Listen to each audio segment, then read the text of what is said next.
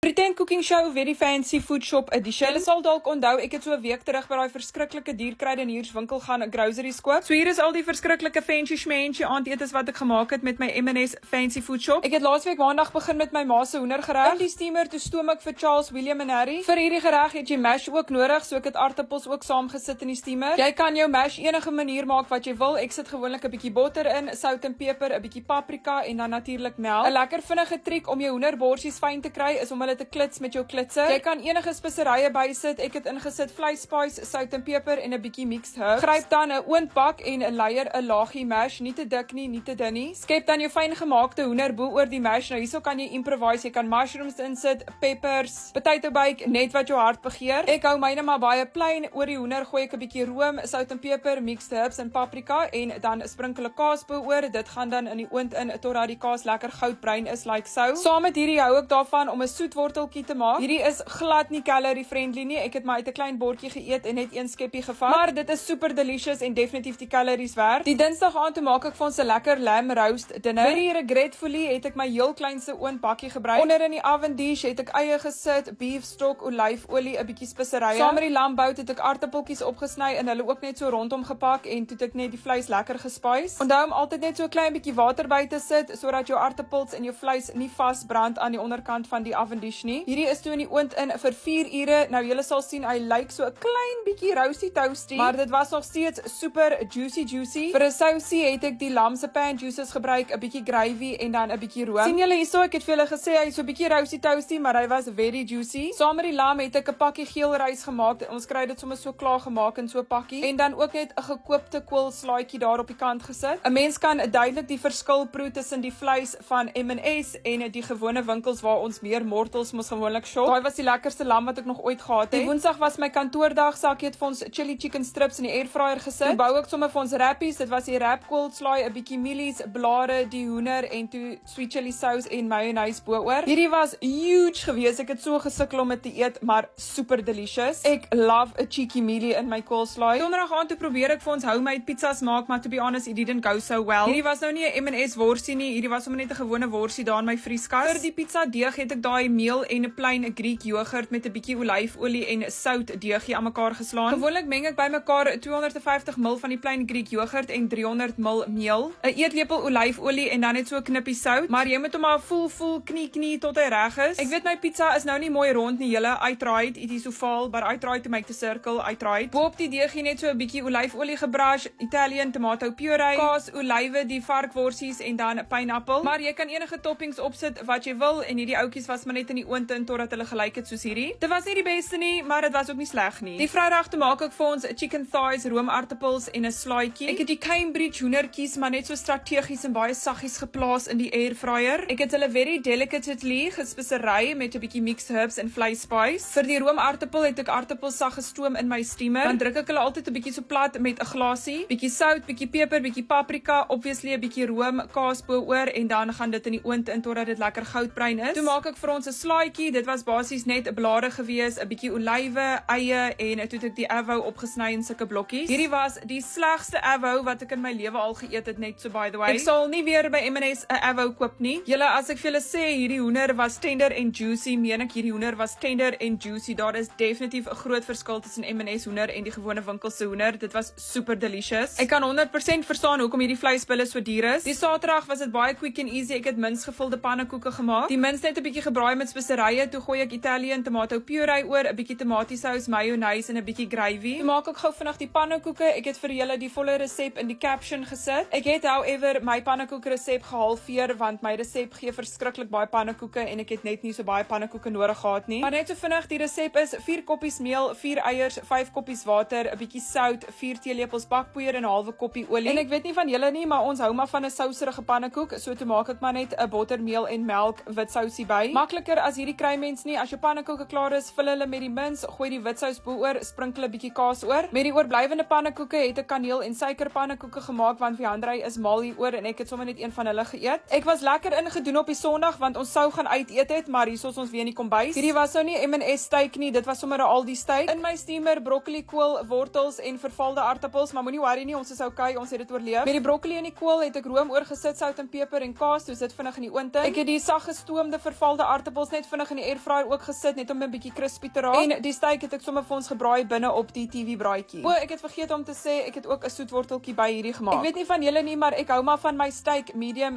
rare. Ja, daai was al die etes vir laasweek. Laat weet wat dink julle van al my luxury meals. Bye.